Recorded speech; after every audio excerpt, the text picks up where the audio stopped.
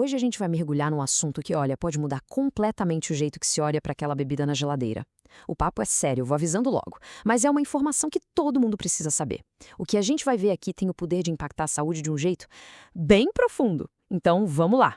Para começar, eu quero mostrar um número, 2,5. Só isso. E o que esse número significa? Bom, esse é o pH médio de um refrigerante. Um valor que, como a gente vai entender daqui a pouco, é basicamente um alarme de emergência para o nosso corpo. E é aqui que o problema começa a ficar claro. De um lado, a gente tem o refrigerante, com esse pH super ácido de 2,5. Do outro, o nosso corpo, que trabalha sem parar para manter o sangue num equilíbrio perfeito, sabe? Um pH de 7,4, que é levemente alcalino. Essa diferença não é só um detalhe, é um abismo. É uma verdadeira guerra química acontecendo dentro da gente. Tá, e aí? O que acontece quando essa bomba de acidez entra no nosso sistema?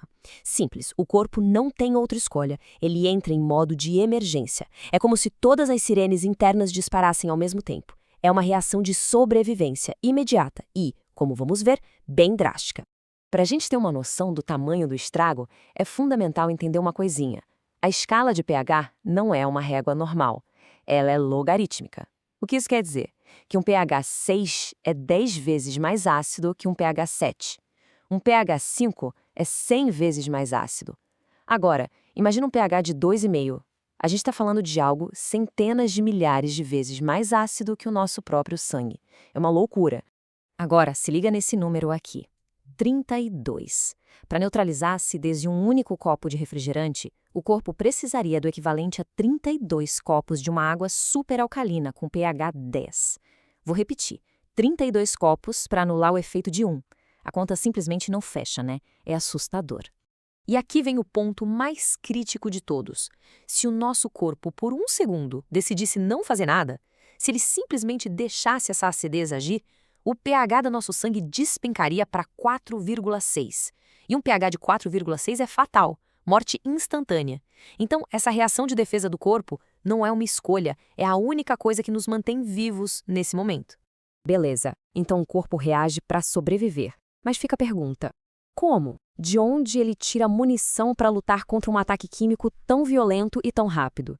A resposta é surpreendente e revela um sacrifício que acontece em silêncio, dentro de nós. A resposta está nos nossos ossos, é isso mesmo. Para se defender, o corpo canibaliza a si mesmo. Ele vai buscar nos ossos o que precisa para neutralizar a acidez. E o preço que a gente paga por essa defesa de emergência é altíssimo. Funciona assim, passo a passo. O refrigerante entra, o alarme de acidez dispara no sangue. O corpo precisa de algo alcalino para ontem. Onde ele vai buscar? Na maior reserva que ele tem, os ossos. Ele literalmente arranca o cálcio dos ossos. Esse cálcio roubado é jogado no sangue para apagar o incêndio, para neutralizar o ácido.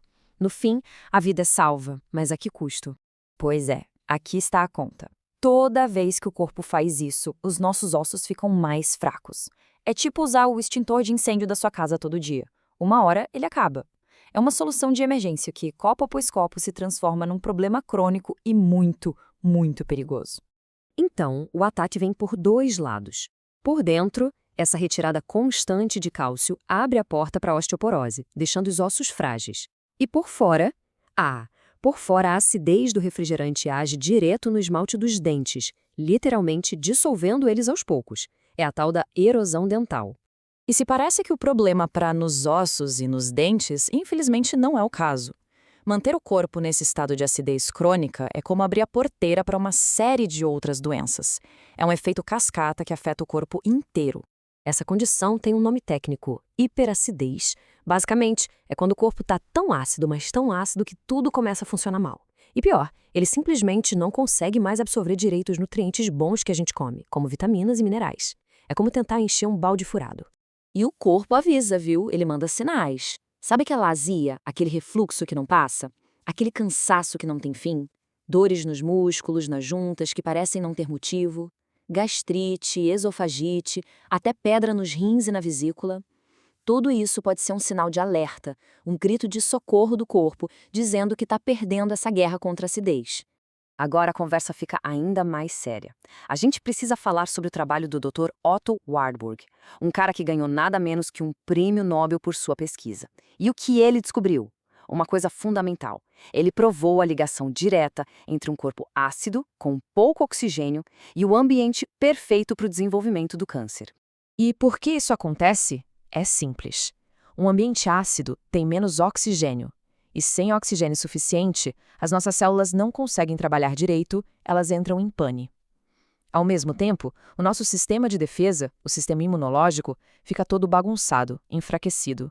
Ele perde a força para lutar contra as células ruins, que podem se tornar cancerígenas. No final das contas, a gente olha para a lista de doenças ligadas a esse desequilíbrio e é basicamente um resumo dos maiores problemas de saúde do nosso tempo. Doença cardiovascular, diabetes tipo 2, derrame e, claro, como a gente acabou de ver, o câncer. Não é um problema isolado, é um ataque geral ao nosso corpo. Então, para fechar, fica a reflexão. Depois de ver tudo isso, da química pura até o que acontece lá no fundo das nossas células, qual é o custo real daquele copo de refrigerante? A ciência mostra os fatos. A decisão e as consequências dela são parte da nossa vida.